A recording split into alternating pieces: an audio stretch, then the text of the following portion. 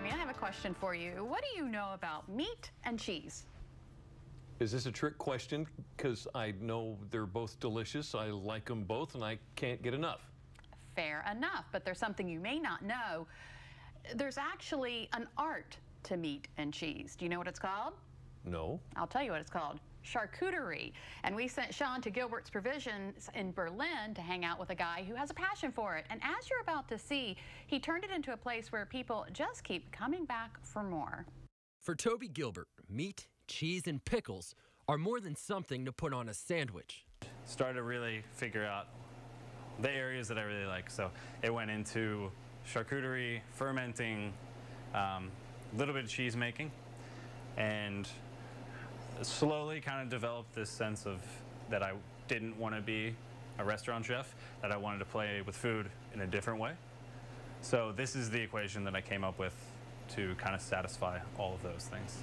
And in August, he decided to share his passion by opening Gilbert's Provisions in Berlin, where he makes much of the food he sells in-house. I make pate every week, make 2 trains of it pretty much every week, and I make duck ham. With normal kind of cooked hams, you add brown spices like cinnamon and clove and allspice and juniper, so it ends up being almost like a richer ham. But it's not pork. Don't worry, it's not like Toby did away with pork altogether. In fact, one of his best sellers is bacon, with a Maryland twist, of course. As Marylanders and Delmarvans, we kind of love Old Bay on everything.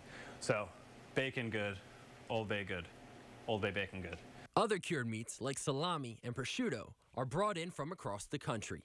Cheese is another specialty of Toby's, and while he brings in hard cheeses from Italy, Gouda from Holland, and Manchego from Spain, he says he tries to get as much domestic cheese as possible. I know there's an amazing amount of ridiculous cheeses everywhere else, but for my theory of how business should go and how I want my business to go, I want to get as much domestic and as much local as possible. While Toby clearly loves meats and cheeses, one of his passions is fermenting food. When you ferment things, it's basically letting natural biological processes take over and process food.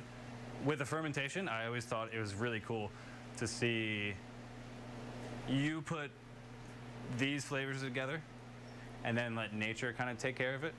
And then all of a sudden, 7 days later, 6 months later, a year later, you have this whole different flavor. And that, for some reason, that resonated with me. And it just, like, I loved it. Toby uses this process to make kimchi, sour vegetables, fermented garlic, and sour pickles. He even makes koji rice, a savory rice that is used to make all sorts of Asian condiments. The whole kind of direction with all this koji stuff is to get local rice or local rye from Berlin or Delmarva, local beans from Delmarva, local soybeans, because we have 1 million acres of commodity soybeans. There's got to be some good ones around here. And then eventually have Delmarva miso, Delmarva soy sauce, Delmarva shoyu, ponzu, sake. Although Toby doesn't make shelf-stable pickles, he still sells them. We use Epic pickles. They're from York, Pennsylvania. And to me, I think his pickles are so good that I don't want to do the shelf-stable. I want to let him do everything. And they're my biggest seller. Whether you're a fan of pickles or not, there's no denying Gilbert's Provisions is a very unique store.